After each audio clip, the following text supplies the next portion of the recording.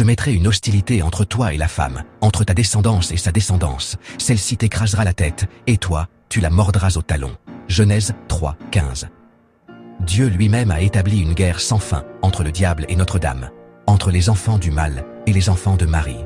Une bataille qui durera tout au long de l'histoire et qui ne se terminera que lorsque la femme revêtue de soleil triomphera finalement. Ce n'est pas seulement un symbole ou une histoire, c'est un principe spirituel inscrit au cœur même du monde.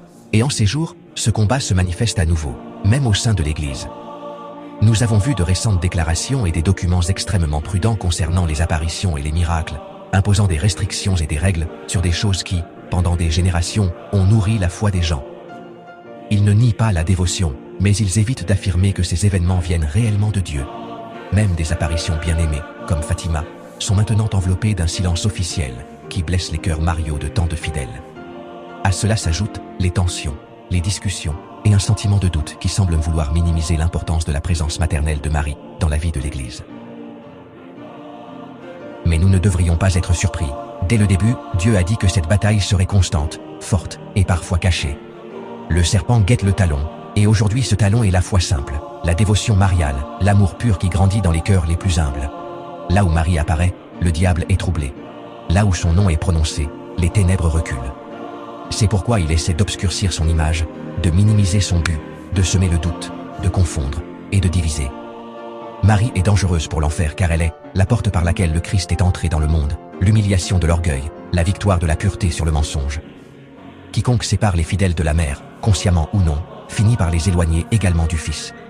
La bataille spirituelle se déroule précisément autour d'elle, autour de sa mission. Cependant, l'Église ne marche pas dans les ténèbres. La promesse demeure.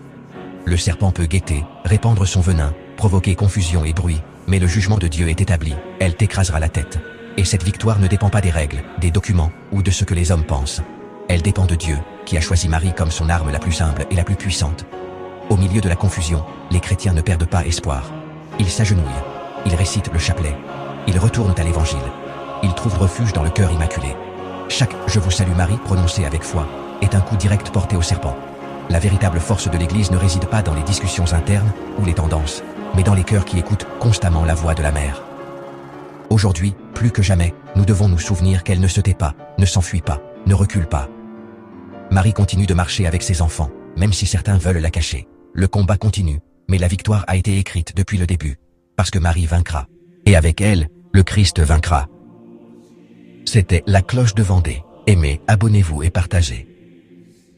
À bientôt, chers guerriers dans le Seigneur, et que Dieu vous bénisse.